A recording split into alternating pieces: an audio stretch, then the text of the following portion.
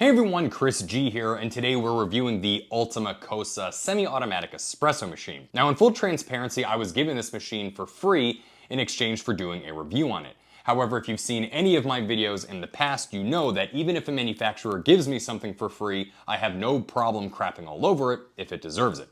But with that in mind, today what we want to do is find out if this budget espresso machine is any good, and if you should buy one yourself.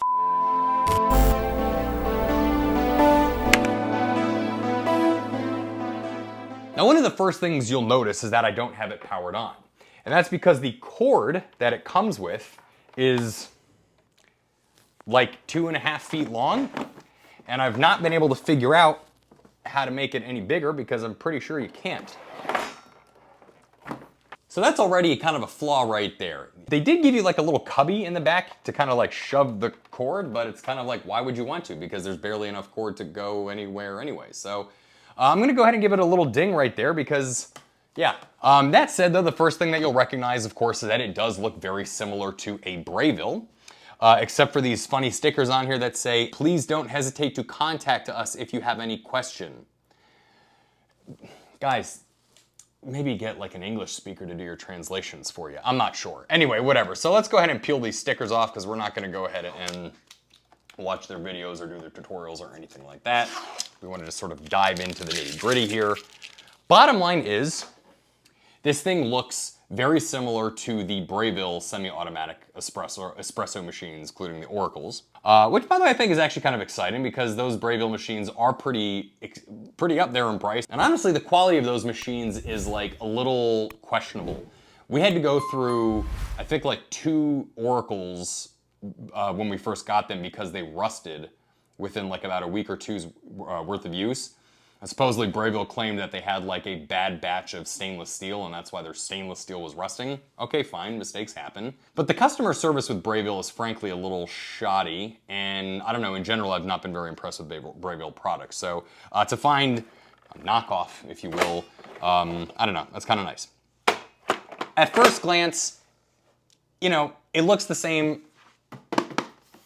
It's not made of stainless steel, I mean, it's made of plastic, but that's not a bad thing. I mean, there's plenty of things made of plastic these days, and you know, I mean, the world is made of plastic. Your body now is full of like 70% nanoplastics. So anyway, it's made of plastic, but like it's honestly, it's a pretty okay plastic. I mean, it's not too bad. This bean hopper here is small as shit. I would be surprised if this can hold a ½ pound of beans. But yeah, bottom line is that it's very, very small hopper. Burr grinder comes out like all the other burr grinders do. This thing goes on here. I do like the way this thing clips in actually. So basically you shove this thing in and as you twist and it locks in place, it then will automatically like fit itself into the like clicking mechanism of where it thinks that you should, the coarseness of which it thinks you should grind the coffee. So that's kind of cool. Basically, the coarseness is locked into this bean hopper, and I actually do like that. I think that that's kind of a nice touch. A lot of the Breville machines have an extra knob on the side to adjust the coarseness of your grind.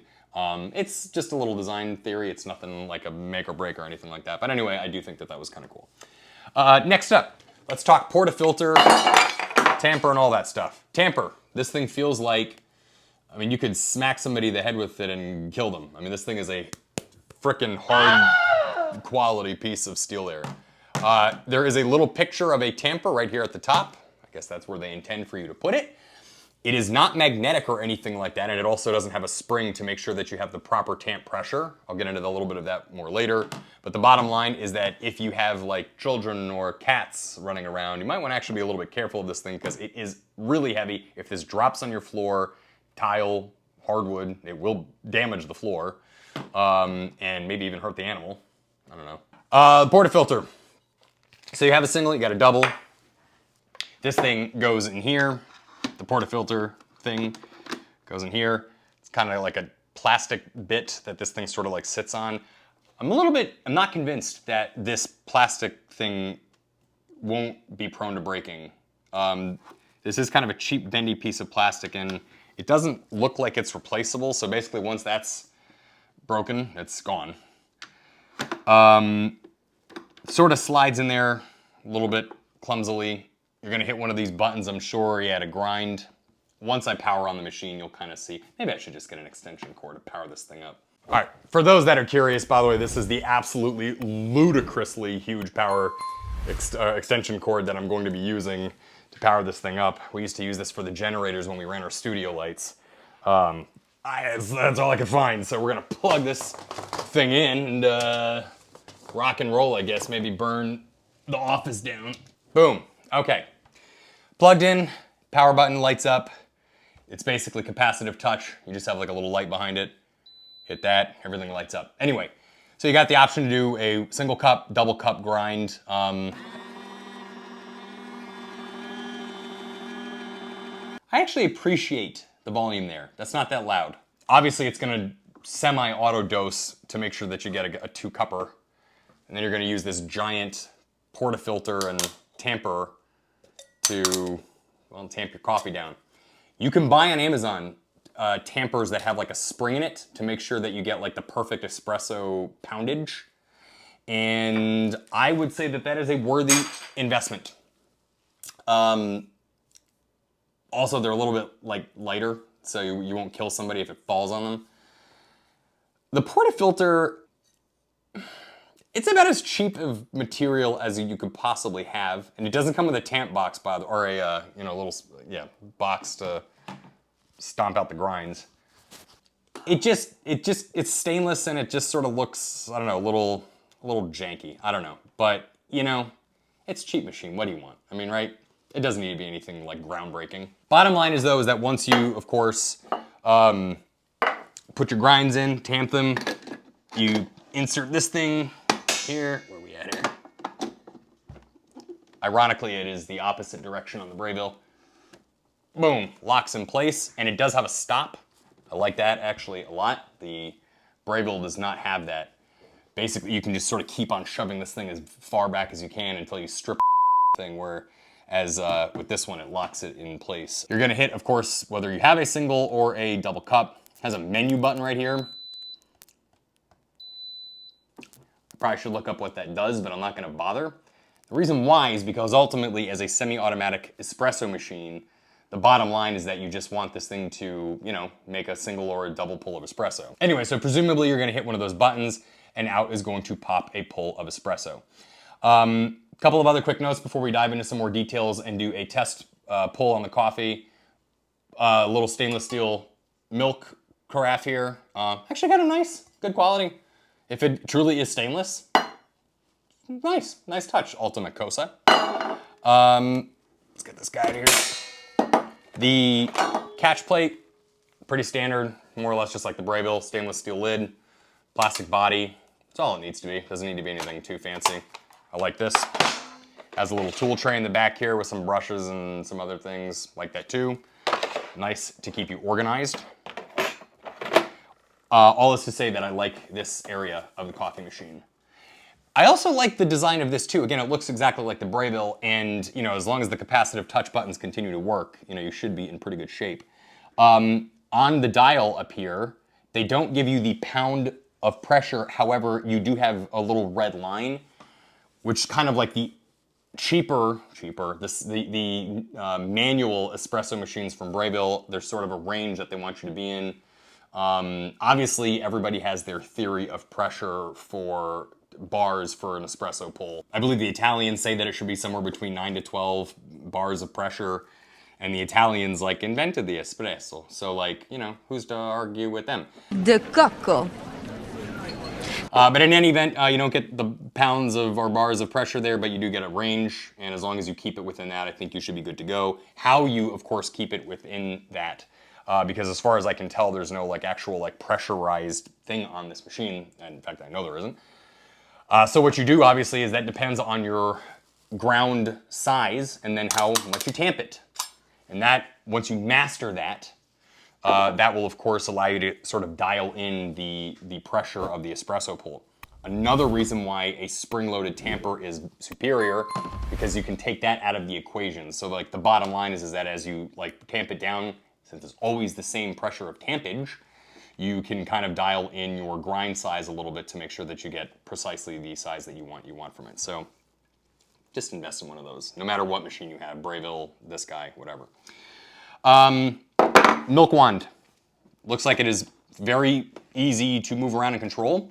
There is a switch on the side here that turns on the water. This turns on the milk frother. Center is just the espresso pull. Nice little touch there. Again, kind of a grab from Breville. Water bucket on the back goes up to a max of 2.8 liters.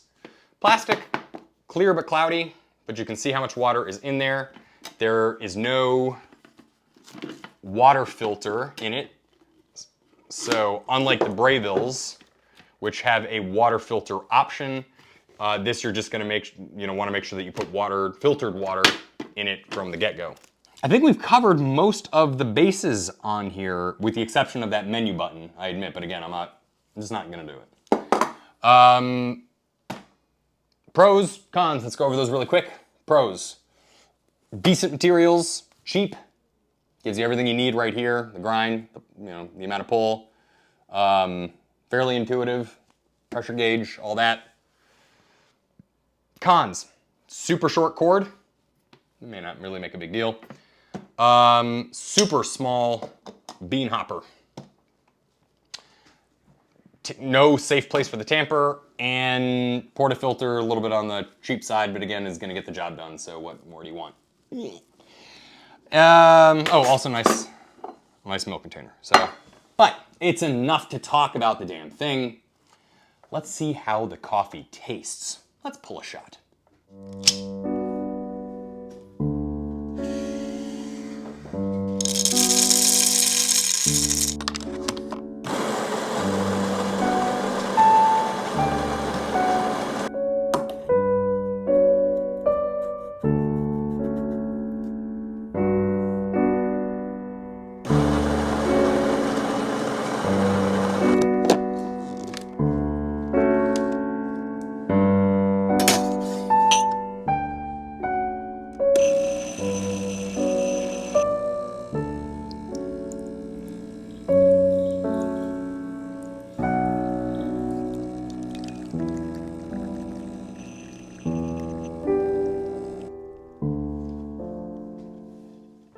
Neglecting the fact that my tamping abilities have suffered, I do want to point out a few things.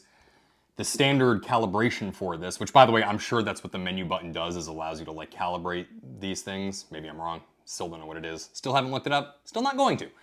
That said though, when you hit the double bean button with the double bean carafe, with the double bean portafilter insert, it did not give the appropriate amount of beans on the first go, so I had to do it a second time. And then of course tamp a second time, which is probably what made it then extract unevenly, among a few other things. Again, I'm a buffoon at this, all right? I'm not skilled. I just know what good coffee is. But we do have two sort of half-assed cups. One is decent looking, the other one is piddle. But let's go ahead and see how they taste. And we're gonna do a double person taste test here. So, Jason. All right, so cheers, buddy. Cheers. It does smell good. It's got a good nose to it. That's got a good fragrance.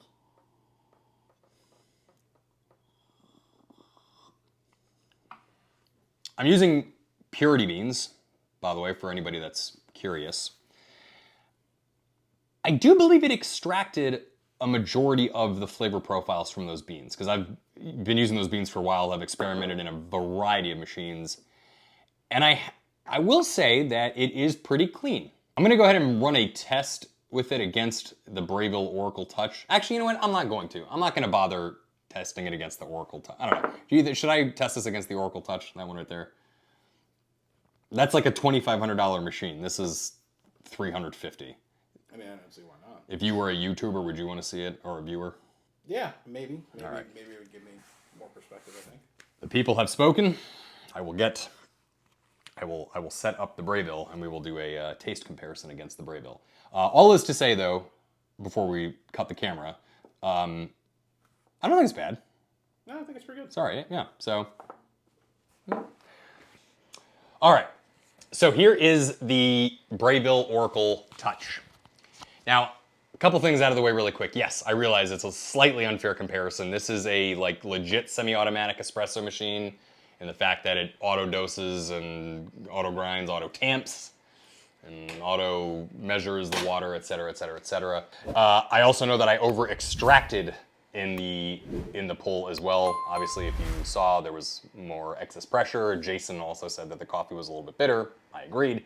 But you could still get a lot of those notes and determine that it was a decent cup of coffee. Regardless, those unfair things aside, let's go ahead and run a test pull with the Breville and see how its coffee compares taste-wise. The grinder is much louder. That goes for all Breville machines that have a built-in grinder, by the way. The grinders are obnoxiously loud, and so is their normal standalone auto-dose coffee grinder. Tamping done. All right, so looks beautiful. It's tamped and everything. That means it takes all the guesswork out of it. Let's go ahead and lock that in place. All right, so we're gonna hit double and brew. There we go. That's a much nicer pour of espresso than what I did manually. I understand that it wasn't the best extraction, but this, you know, we're just comparing here. Smells delicious. Same beans, by the way. Still a very good nose.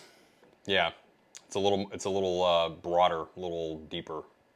It makes an outstanding cup. You can taste a lot of the notes of the espresso, or of the beans rather. So, bottom line, Breville does a good job with the espresso pull as well. Again, it's all automated for a pretty stark price difference. Obviously, Breville does have machines that compete with the Ultima Cosa, but I will get into that a little bit more in the wrap-up. Let's go ahead and move this giant piece of deliciousness to the side. All right, so that concludes our walkthrough and taste test of the Ultima Cosa. Now, you will notice that I had a slight wardrobe change from 5 seconds ago in the video, and that's because this is now the second take I'm doing on the conclusion or wrap-up of this machine, because I kind of had a bit of a change of heart after filming the first one. So, bottom line is, should you get this over the Breville? This is about $350, I guess, on average on Amazon, and the Breville is about $550. You can probably get this thing on sale for a lot less. A lot of these like Chinese manufacturers like to drop the price and give like coupons and discounts and a bunch of other stuff. So my guess is that you could probably find one of these things for maybe even as little as about $250. If you can find this for half the price of the Breville, then I think that it is worth it. And the reason why is because overall it is made of decent materials. It has a okay design. And I think from a longevity standpoint, you will and should have concerns, but maybe not necessarily any different from the Breville. The Breville is undoubtedly going to have more premium parts internally. It also has more premium parts externally. Breville, of course, has more localized and more, I guess you could say, reliable customer service, although I have had some pretty bad run-ins with Breville's customer service and I've not been impressed with it. So with that in mind, you will probably have better longevity with the Breville product than you will with this. In scanning some reviews on Amazon, I've already found some people that have had some issues with like the little pressure, the barometer up here and a few other things. So should you get the Ultima Cosa espresso machine? And the answer is, if you can maybe find it for about half the price of the Breville, then I think maybe it's worth it. It's not a bad machine at all, and it produced a fine cup of coffee. Is it worth $350? No. But is it worth $250? Yes. And if you're maybe like buying this for like an office space where it might get some like abuse, and you don't really care about like having the Gucci, you know, name brand. If you're somebody that buys Gucci, you may want the Breville, but if you're somebody that's okay with walking out of Walmart with sweatpants, then this will do just fine. So, is it a good product? Yeah, it's not bad. And again, bear in mind, I did get it free. Should you go running out to get one of these things if you're trying to embark on your brand new coffee adventure and learning how to make espresso and et cetera, et cetera? Probably not. But anyway, that's the Ultima Cosa Espresso Coffee Machine. Not bad. If you have any questions, please feel free to reach out to us in the comments section. Please like and subscribe. Please visit our Patreon page and support us there. These videos are expensive and time consuming to make, and it'd be a big help for us. And otherwise, we will be back with another video really soon.